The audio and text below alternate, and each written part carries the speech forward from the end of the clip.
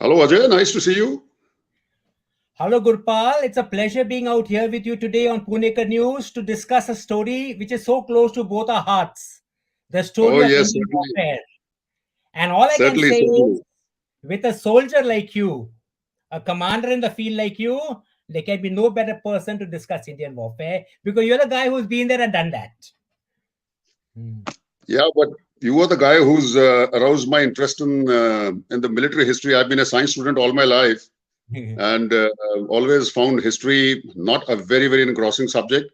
But to tell you very frankly, the way you've compiled this book, the way you've covered the entire canvas of 3,000 years from Mahabharata to Balakot, and you've segregated them into short, easily readable stories, just 4 to 5 pages with a picture or two.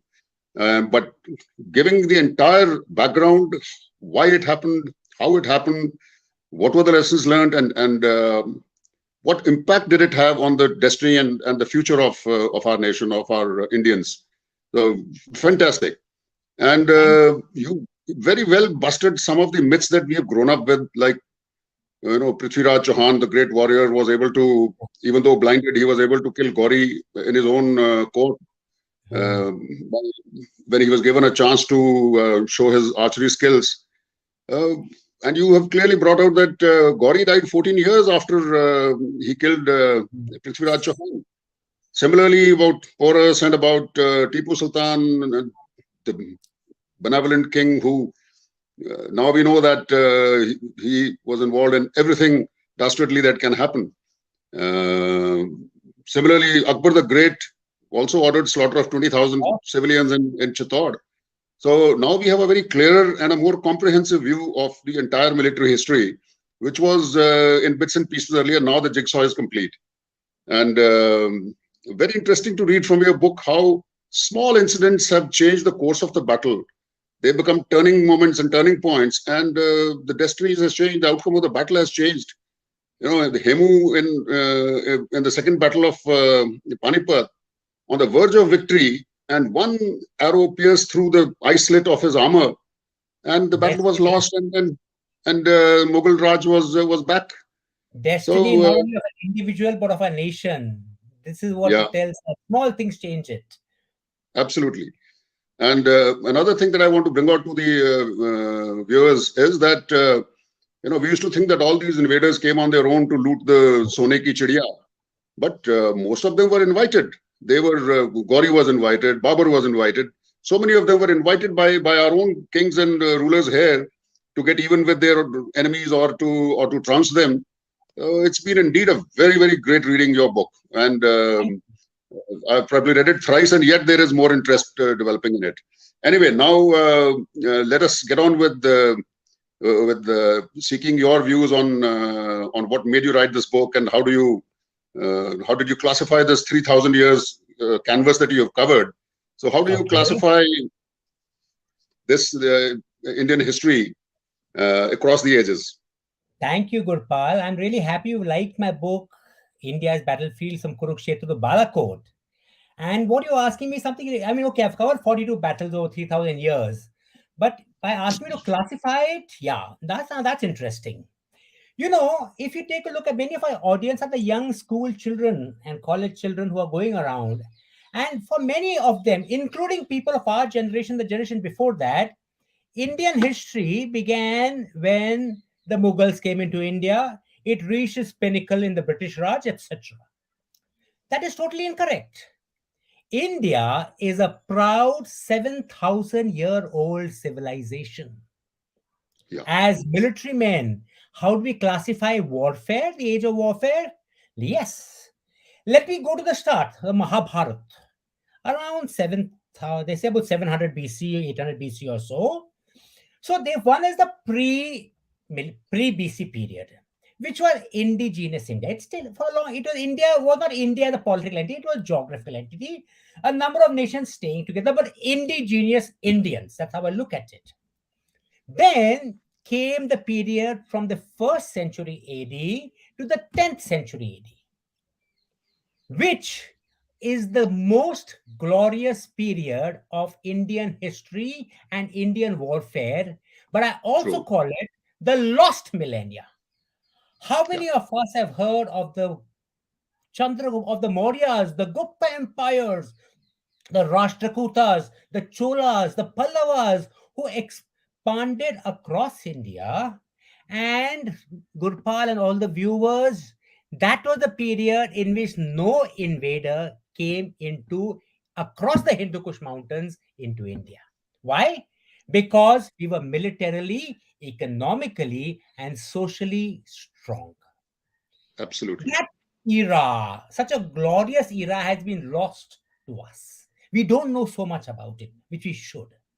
And then a change came around the 12th century when Muslim rule came into India.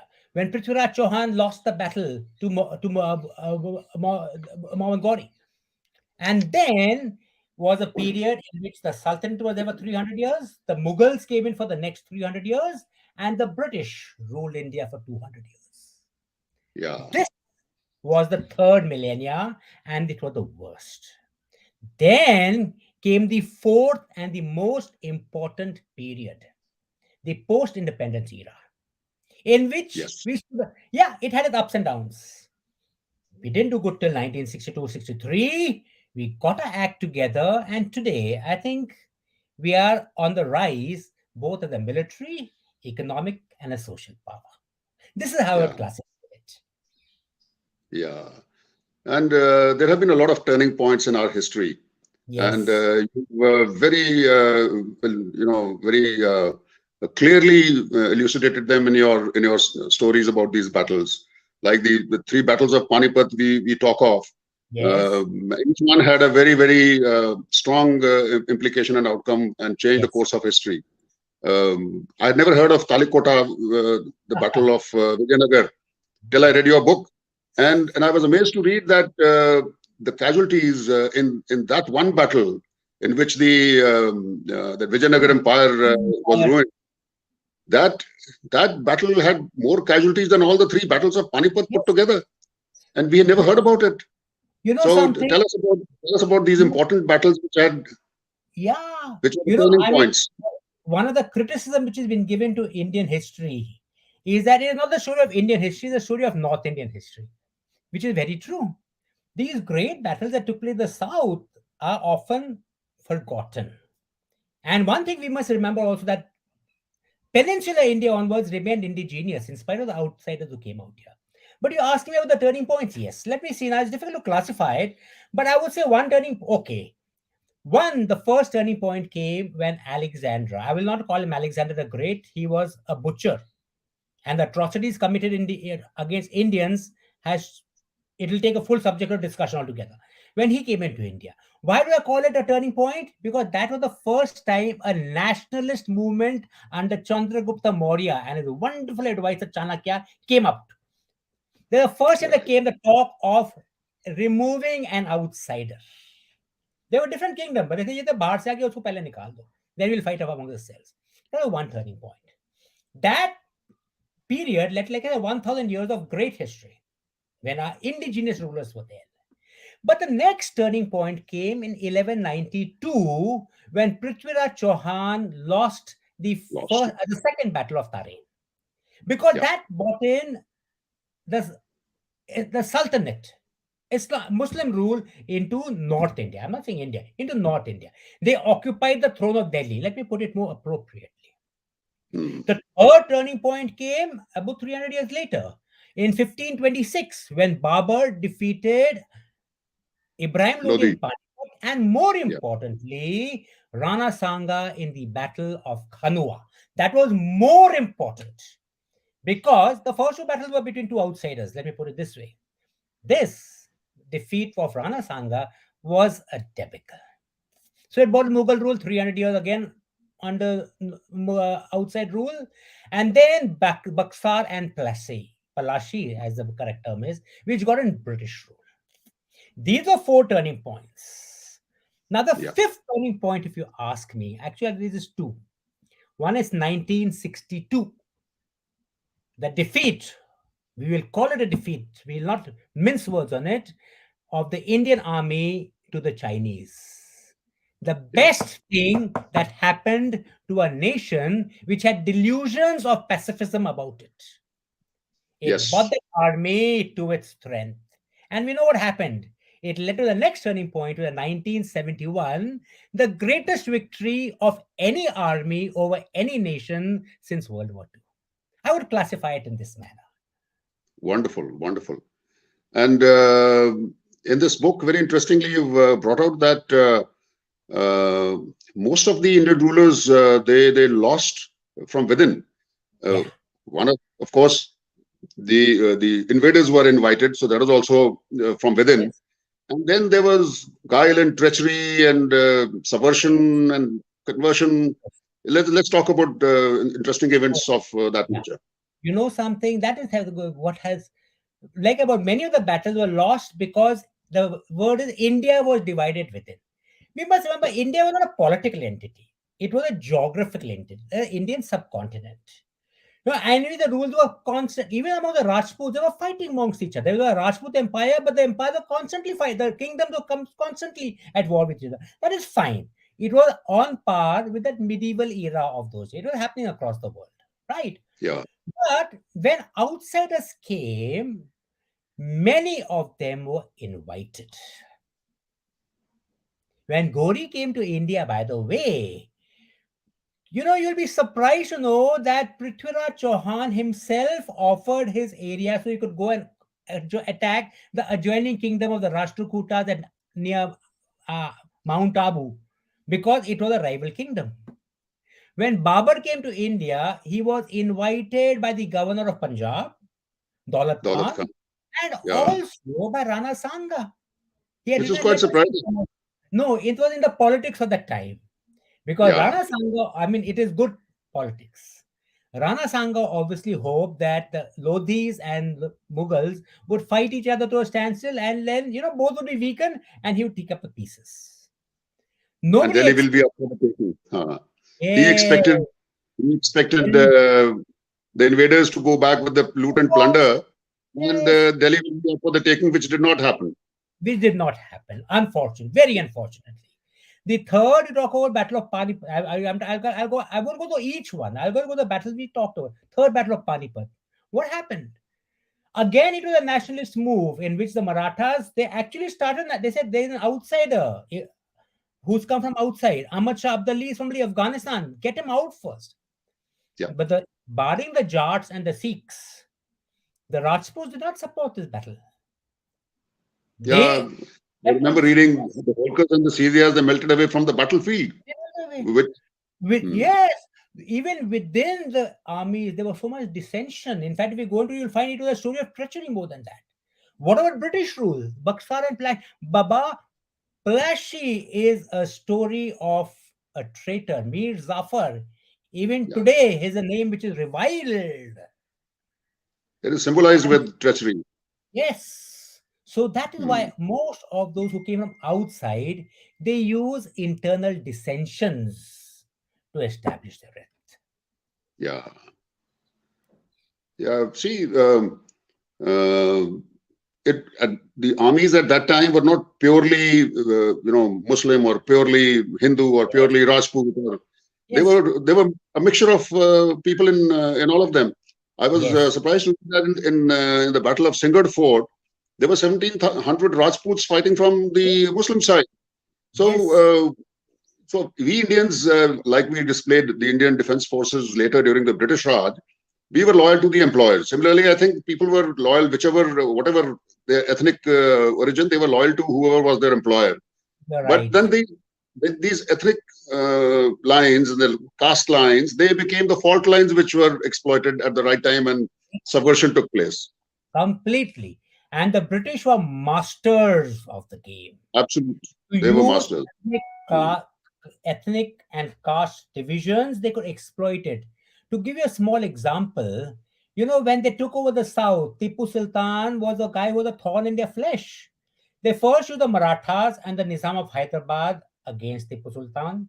Then they turned the Nizam of Hyderabad and the Marathas against each other.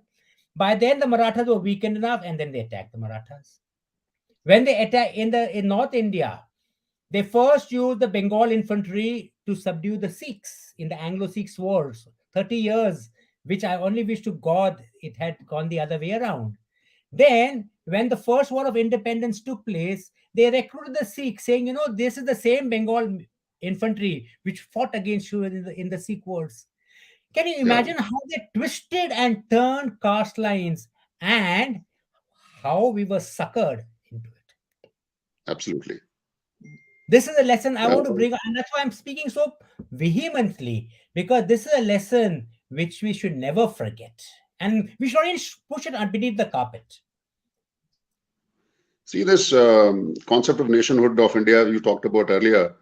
Uh, we were quite happy living on this peninsula with ocean in the south and Himalayas in the north, minding our own business. But of course, there were internal conflicts going on, and uh, some people tend to argue that India was never a nation. When Right, Rana, right, Maharaja Ranjit Singh, when correct, Maharaja Ranjit Singh conquered Afghanistan, the correct. first thing he wanted, the first thing he wanted back were the gates of the Sarnath temple, which Yes, were taken away 800 years ago. So if yes, India was not a nation, why would a young 20-year-old lad, uneducated lad, who has not yes. studied military or history in JNU, why would he ask for the first thing he Correct. asked for was, give me those gates back. And he brought them back.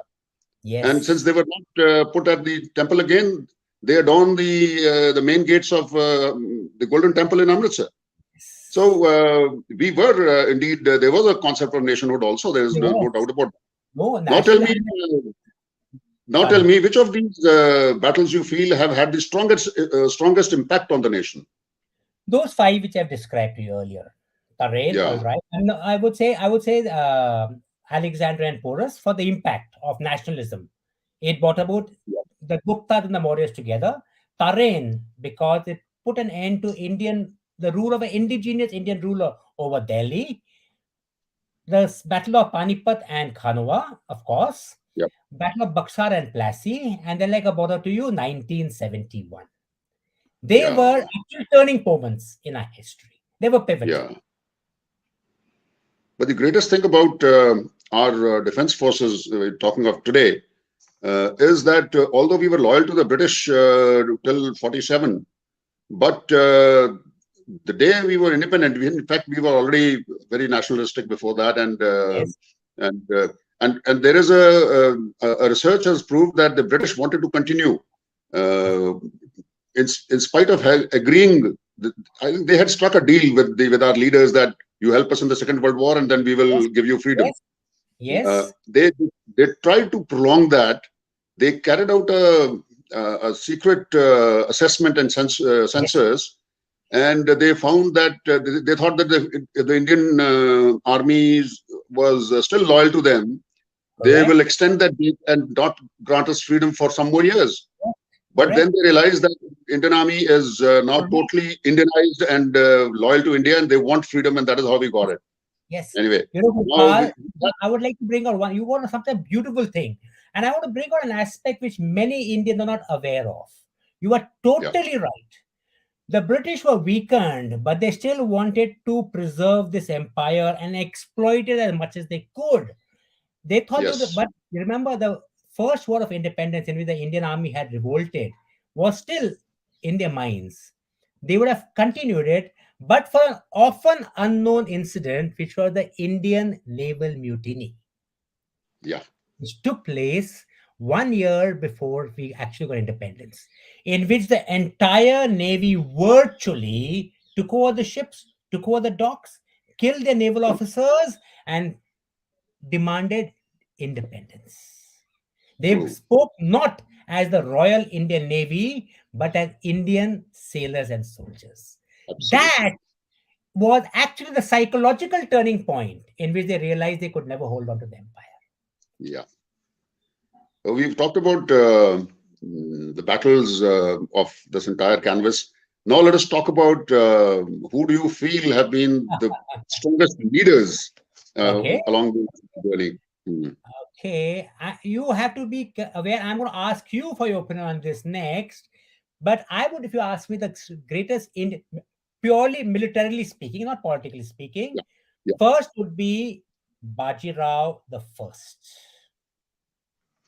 He fought 40 battles without being defeated. As a military leader, he was brilliant. Forty You see, battles. 40 40 battles battles without ever being in defeated. I remember reading from your book, 40 Yes, battles in 20 years.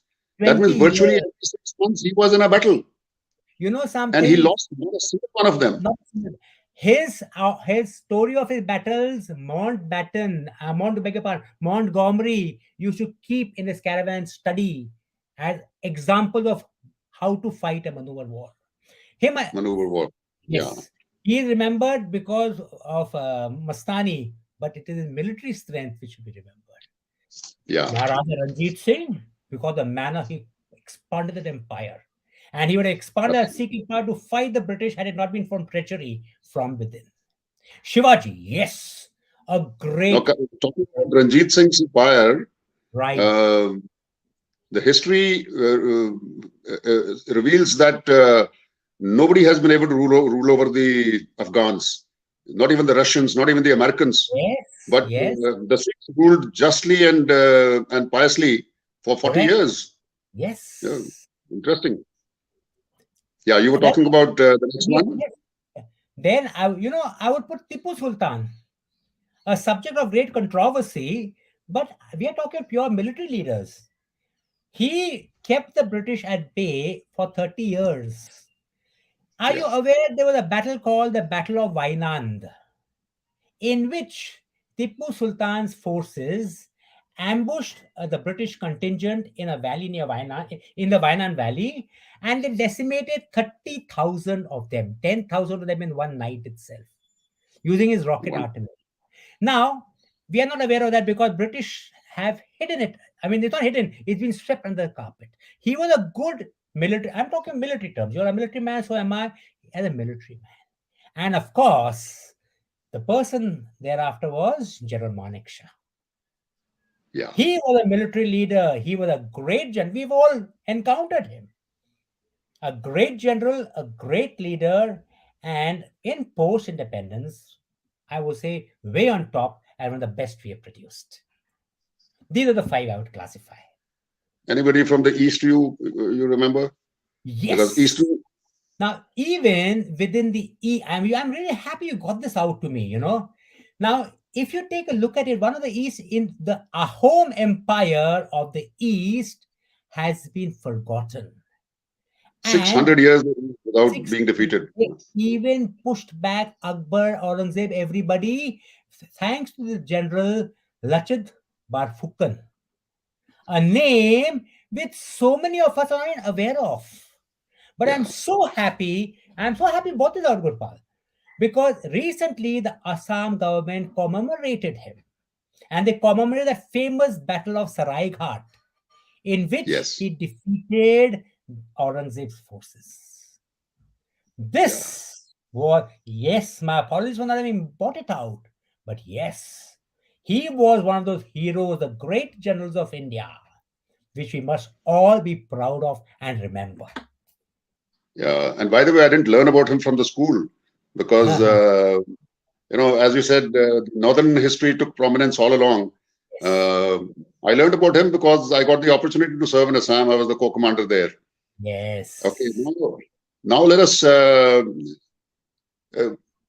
talk about something which is slightly disturbing also, but enough. Of course, evolution is a continuous process. Histories get written and rewritten. Firstly, they are not always written by the vanquished. The history is Yeah. always written by the victor. There's a, there's a famous African saying. The famous African saying that till the time the lion learns to ride, the glory will always go to the hunter. Unfortunately, So yeah, that's true. There is currently a trend seen where history is being rewritten. Ah, Do you subscribe to that view? well, I don't subscribe to rewriting the And history. you also have written in your foreword, sorry interrupting, Yes, you also have written in your foreword that you want to present Indian battles from an correct, Indian perspective. correct, correct. This is what I mean. I won't say rewrite history. I will say revisit history. Go through what happened, but bring out the correct perspective. And by the correct perspective, I mean where we did good, where we did wrong.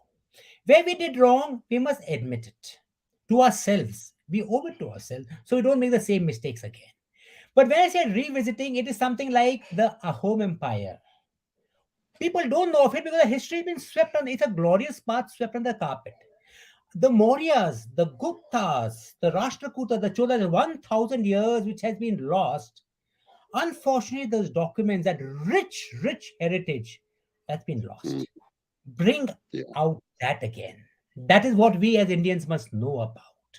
And even in the, like I brought out the third phase, the third millennia, where we were under foreign outsiders for a long time. Bring it out with the correct perspective. Bring out the fact that no, we are not a nation of losers. We held them back and held them back very strongly. Barring Akbar, who conquered most of North India, most of the others were localized rulers of Delhi over that particular area. Bring out those aspects. Bring out the correct aspects of the British so-called glorious rule and bring out how they slaughtered millions of civil. I use the word slaughtered. They induced a deliberate famine in Bengal because the Not one, Madras, but many. because the Bengal native infantry had mutinied. Bring Yeah. out the correct aspects. And like if you also brought in my book about, I bring out Indian history, warts and all. We did good, we did good. We did bad, okay, we will not do it again. That's how I hope to present it.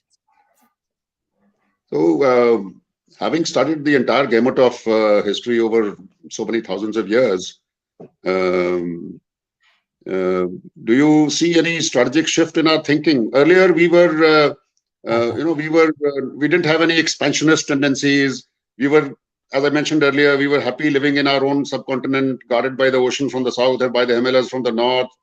We didn't attack anyone over thousands of years, to the extent that we became very defensive minded. And in that also, we did not defend ourselves proactively. While we should have proactively taken on the enemy at the Hindu Kush or in the rivers, Gauri was allowed to come all the way up to Panipat. So that offensive nature was not there, visible. It was not visible there. But in the recent past, and even when you and me got commissioned and we went to the borders, the Pakistanis used to say, "Hamara Yes. hukam hamari jeb mein hai, tumhara hukam to Delhi se aayega." Yes. So do you see a strategic shift in all Gurpal, this? Gurpal, you have commanded a corps, a division, a brigade, and always in a battalion, our RR battalion, and always the most difficult areas. I want I you was to lucky. tell the audience about this. Do you see a shift in your years of service as you climbed up the hierarchy and saw it at close quarters? Do you see a shift in our strategic thinking? Yes, certainly I see. Yeah. And not only at a strategic thinking, a lot of good leaders of our army of today have converted into a local tactical thinking also. And gone are the days when we lived under the shadow, or we had to look back for orders. Now, and that is why the Pakis are on a back foot. Yes. You know, For the Chinese, why did they we, are very. why are we having a ceasefire for so long? Earlier, they were so arrogant that they would open up anytime and every time, and now we give them back if not in equal, even in bigger measure.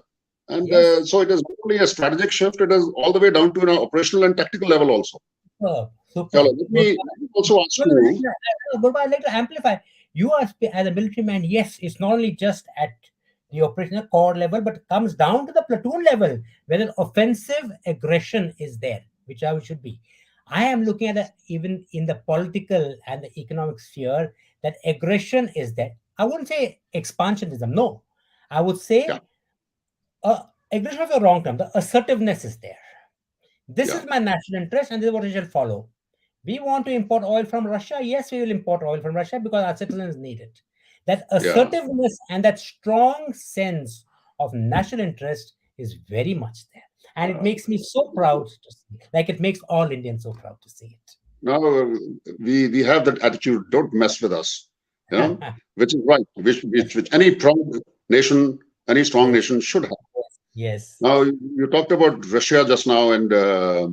you've also, and during this, the conflict is still on, but you've already written your first book on it, and Yeah. it's been launched also.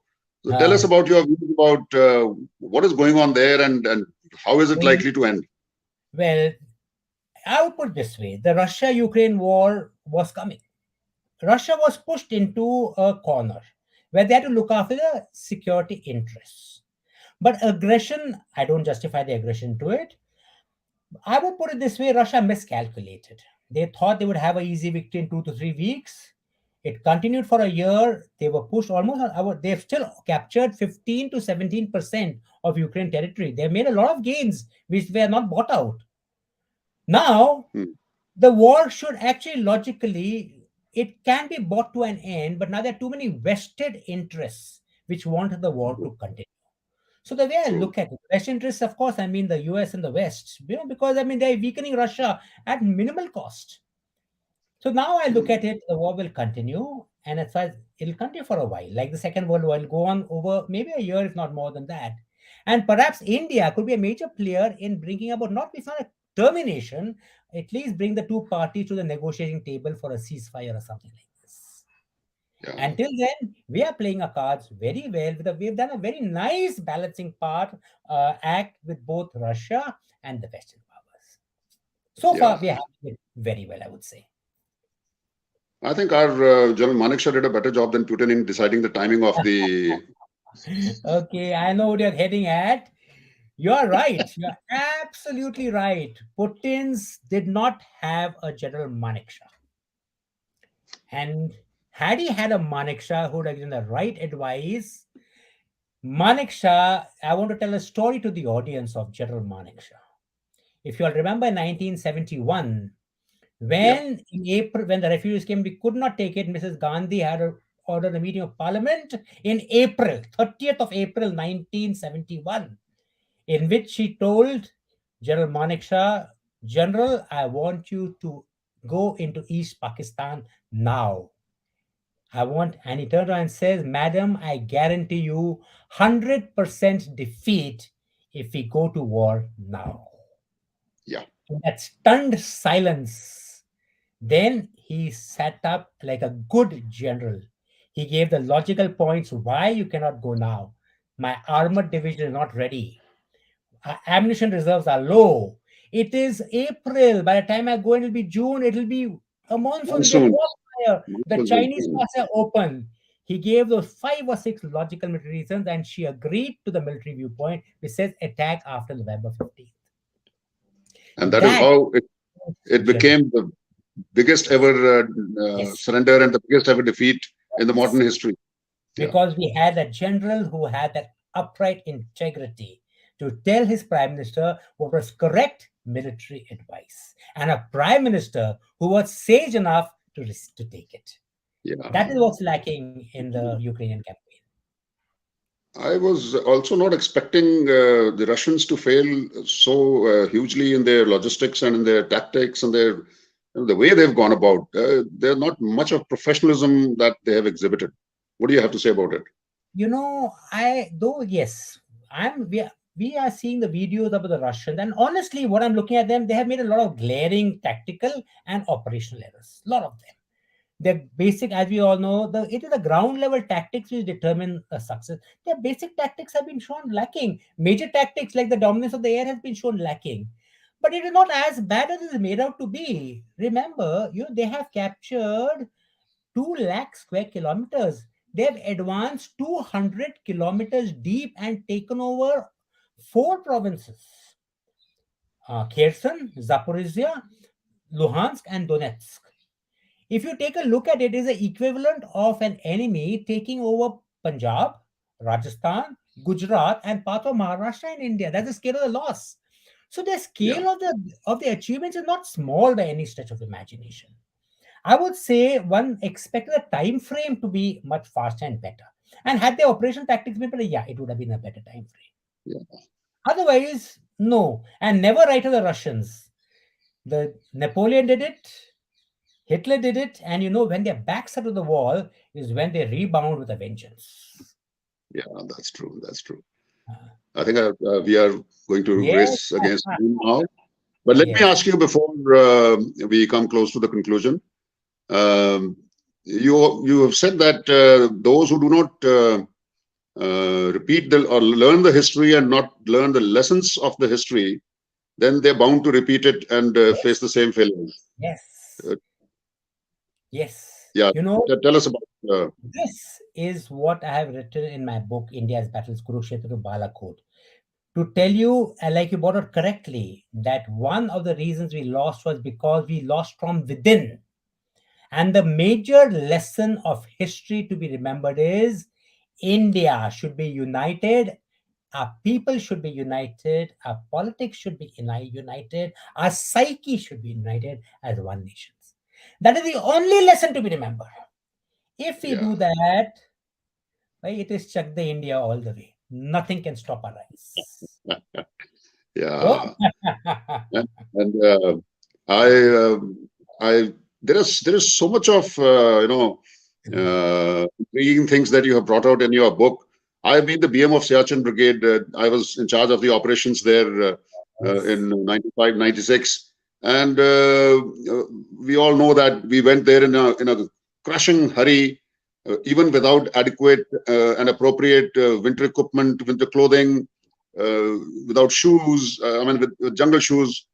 And this point had always bothered me that why were our senior leaders so naive to push us in there So fast. like that without adequate preparation? And it is only from your book that I realized that a small thing like, of course, Indian Army knew Pakistan was up to something. And we were planning to occupy Siachen. But we were going by our own time frame, and we were in the process of collecting equipment from Western countries. And that is the time when you've written in your book that when our dealers went to buy the stuff, they were told, well, Pakistan has already taken everything, nothing is left for you. Yeah, yeah. So then, of course, it was revealed that Pakistanis are way ahead, and therefore, come what may, we have to go and occupy them and preempt them and not let them consolidate there. So that is Yes. another very interesting, sort Thank of a you, lot Guru. of such good. Every time I read your book, I find another something amusing like that. Well, you only Great. need, you actually fought in Siachen yourself, you coordinated the entire operation. But these are small stories which I hope, not just you and me, the young readers, the young audience who I hope is listening to this will see and understand. I will not say the glory of Indian history. I will say the story of Indian history, the true story of Indian history. Good, Yeah. bad, and indifferent.